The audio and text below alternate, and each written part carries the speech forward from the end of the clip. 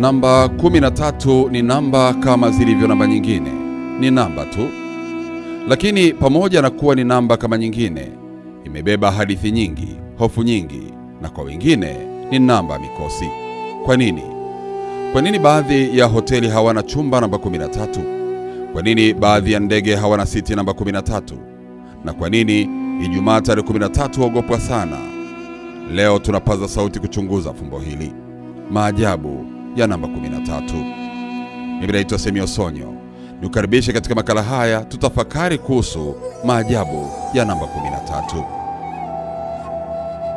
Tukianza na namba 13 katika ulimwengu wa kawaida, yani everyday world. Namba 13 imekuwa namba ya kuogopwa, yani superstition, katika jamii nyingi duniani, hasa magharibi. Mifano ya kuogopa namba 13. Kwanza, tukianza na majengo na hoteli. Hoteli nyingi hazina ghorofa ya 13, huiruka kutoka 12 hadi 14. Ndege nyingi hazina kiti namba 13. Katika baadhi ya barabara hakuna nyumba au apartment namba 13. Lakini pia katika hoteli nyingi huwezi kukuta chumba namba 13. Lakini mbili ni Ijumaa ya tarehe 13, yani Friday the 13th. Inaaminika kuwa ni siku ya mikosi. Filamu maarufu ya kutisha Friday the 13th ilichochea zaidi imani hii. Sasa, kwa nini Ijumaa tarehe 13 inaaminika kuwa siku ya mikosi? Chanzo cha imani hii kinatokana na mchanganyiko wa hofu juu ya namba 13 pamoja na hofu ya siku ya Ijumaa. Sababu kuu ni pamoja na imani za kidini na historia. Moja ni mlo wa mwisho wa Yesu, yani the last supper. Katika Biblia, Yesu Kristo alikula chakula cha mwisho na wanafunzi wake 12. Hivyo alikuwa watu 13 mezani. Mtu wa 13 mezani alikuwa Yuda Iskarioti, yule aliyemsaliti Yesu. Siku iliyofuata ilikuwa Ijumaa, siku ambayo Yesu alisulubiwa. Kwa hiyo, Ijumaa na namba 13 zikaunganishwa kama ishara ya tukio baya. Lakini mbili ni wahusika wa Templar, ya Knight Templar. Oktoba 13 mwaka 1307, ambayo ilikuwa Ijumaa, mfalme wa Ufaransa Philip wa 4 alitoa amri ya kukamatwa kwa wanajeshi wa dini walikuwa maarufu sana wakati huo, ya Knight Templar, wakiwa wanatuhumiwa kwa uchawi na uhaini. Wengi waliteswa na kuuawa kwa ukatili mkubwa. Tukio hili lilichangia zaidi kufanya Ijumaa tarehe 13 kuonekana kama siku ya mikosi. Katika upande wa imani za kihistoria za Kiafrika na Ulaya, katika tamaduni ya Ulaya, Ijumaa yenyewe ilihusishwa na bahati mbaya, kwa sababu Ijumaa ilikuwa siku ambayo watu walihukumiwa kunyongwa zamani. Lakini pia wachawi na wanajimu walidai kuwa ni siku ya nguvu za giza. Namba 13 pia ilikuwa imechukuliwa kama namba isiyo kamili baada ya 12, ambayo ni namba kamili kwa kalenda za mfumo wa kijamii: miezi 12, saa 12, wanafunzi 12 wa Yesu na kadhalika.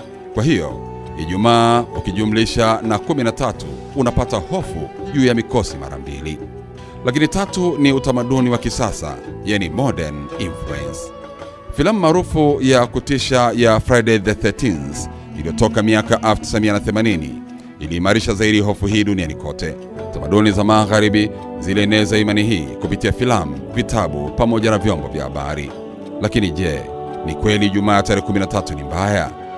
Jibu ni imani ya watu tu, yani superstition. Hakuna uthibitisho wa kisayansi au kiroho kwamba siku hiyo ni mbaya.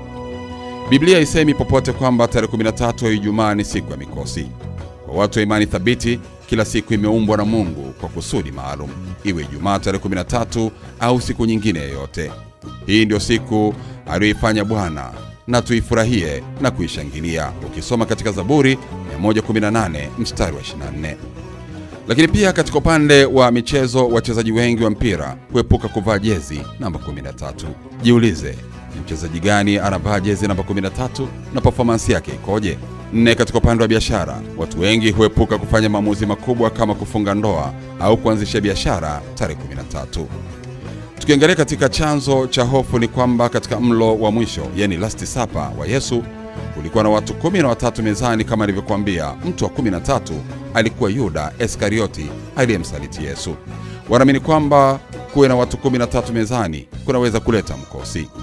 Tamaduni za Norse, yani Scandinavia, Loki mungu udanganyifu, alikuwa mgeni wa 13 katika karamu ya miungu na alisababisha kifo cha Balda, mungu wa mwanga. Lakini sasa tuangalie namba 13 katika ulimwengu wa kiroho. Tukianza na maana chanya, yani positive spiritual meaning. Ingawa namba 13 imepewa sura ya kutisha na baadhi ya jamii, katika mafundisho mengine ya kiroho, namba 13 ina maana nzuri.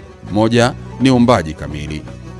Namba 12 inawakilisha ukamilifu, yani mifumo mingi ina 12, miezi 12, wanafunzi 12 wa Yesu, makabila 12 ya Israel, na 13 huonekana kama mwanzo mpya au kuongezeka kwa ukamilifu. Lakini 2 katika Kaba, elimu ya siri ya Kiyahudi, namba 13 inahusishwa na upendo na umoja. Neno ahava, yani upendo, na ekad, yani umoja, vina thamani ya 13 katika gematria, yani sabati za Kiebrania. 3 katika Uislamu, hakuna kielelezo cha moja kwa moja kwamba namba 13 ni ya mkosi. Hili ni wazo lililoenea zaidi kwa jamii za kizungu kuliko Kiislamu. Tukija katika maana hasi, yani negative spiritual meaning, katika baadhi ya mila za kichawi na giza, wachawi walidaiwa kukutana kwa makundi ya watu 13 katika mikusanyiko yao ya kisiri. Hivyo, baadhi ya watu waliona namba 13 kama ishara ya giza, uchawi au usaliti. Katika Biblia, neno la 13 katika Biblia linaonekana mara nyingi likihusishwa na uasi. Ukisoma Mwanzo 14 mstari wa 4, katika mwaka wa 13 waliasi. Kwa hiyo, namba 13 kwa tafsiri nyingine inaonekana kuashiria uasi, ukaidi au kutengana na utaratibu wa Mungu.